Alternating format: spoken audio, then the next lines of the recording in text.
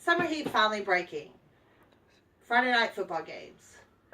Nature all around us beginning to change as the leaves fall are all signs that autumn has arrived, and with it, Halloween.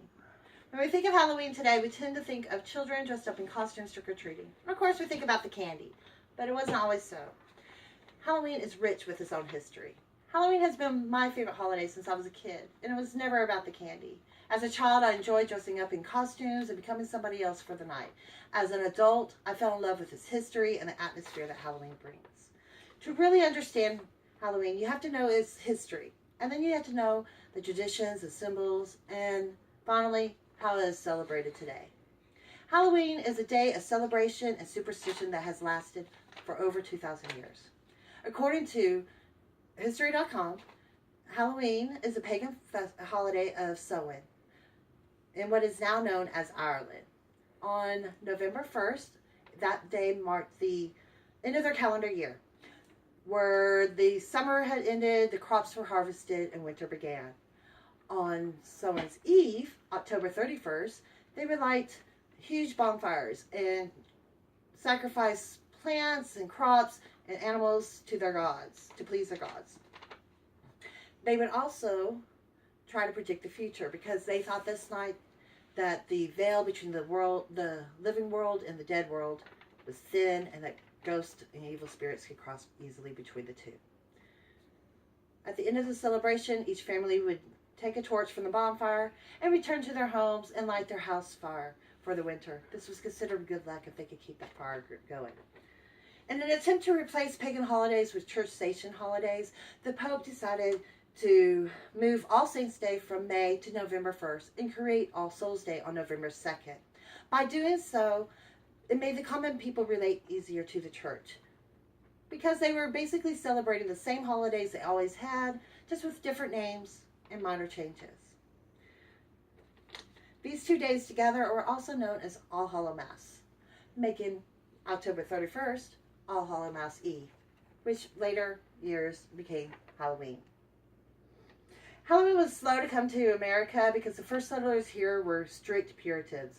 And while it was common to have autumn festivals, they weren't celebrated everywhere. This all changed in the second half of the 19th century with a flood of Irish immigrants from Ireland escaping the potato famine. These immigrants also brought with them their traditions of Halloween. On Halloween night, the Great Pumpkin rises out of his pumpkin patch and flies through the air with his bag of toys for all the children. While Linus from Is the Great Pumpkin, Charlie Brown, tends to have his love of Christmas and Halloween combined, a little mixed up. He is correct on this. The Halloween has been largely known for its traditions and symbols. The tradition of carving out pumpkins actually date back to an old Irish folktale of Stingy Jack. Now, Stingy Jack, he was denied entrance to heaven and hell and was doomed to roam the earth with just a piece of coal and a carved out turnip. When the Irish saw this ghostly spirit, they began to call him Jack-o'-lantern. And it became an Irish tradition to light up turnips and keep them in the windows and doorways to keep evil spirits away. When the Irish came to America, they brought this tradition with them. But they started using pumpkins because they were easily found here, and they were a whole lot easier to cut out. The tradition of dressing up in costumes actually dates back to the days of Samhain, when they believed that the spirits roam freely. And so anytime they would leave their house at night, they would put masks on. That way they could blend in and the spirits would leave them alone. Trick-or-treating door to door actually dates back to All Saints' Day and All Souls' Day, when the poor would go door to door begging for food and money, and in exchange they would pray for your dead relatives. This practice was known as souling.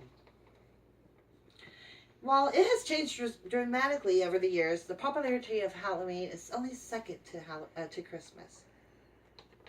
In the late 1800s, Halloween became more family friendly. Instead of focusing on the religious and the superstitions. During the 1920s and the 1930s, there was a rise in vandalism during that time. But by the 1950s, the town leaders had pretty much gotten that under control, mostly because of the baby boom and the focus of Halloween being turned to focus on to the children. At this time, they also reinstated the practice of trick-or-treating door to door because it was thought that if they gave out treats, maybe they wouldn't be tricked.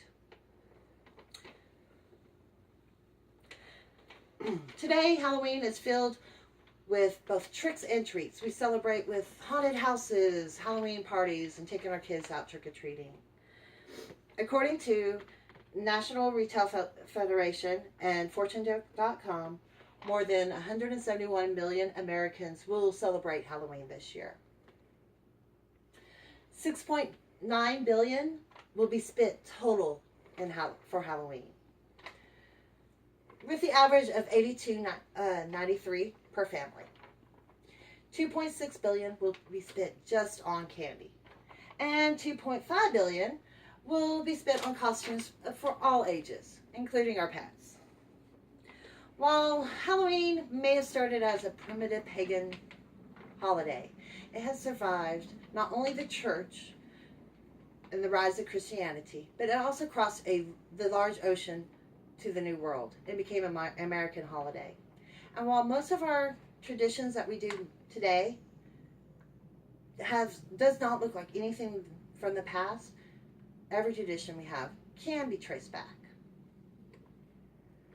So this Halloween, when men and women of all ages are putting on their costumes, lighting their pumpkins, and grabbing their bags to head out into the night, remember the history of Halloween.